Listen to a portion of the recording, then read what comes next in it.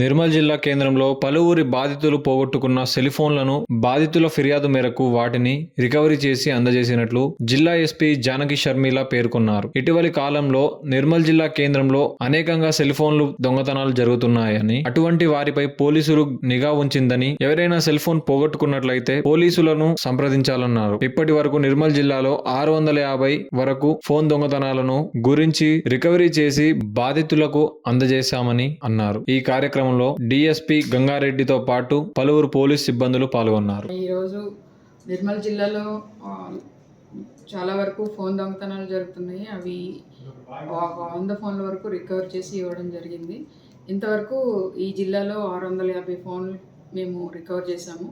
ఆ బాధితులకి అందజేయడం జరిగింది. ఎవరైనా సరే ఫోన్లు పోగొట్టుకున్న వాళ్ళు మమ్మల్ని సంప్రదించవచ్చు. మా ఐటీ సెల్ వాళ్ళు దాన్ని రికవర్ చేసి ఇస్తారు.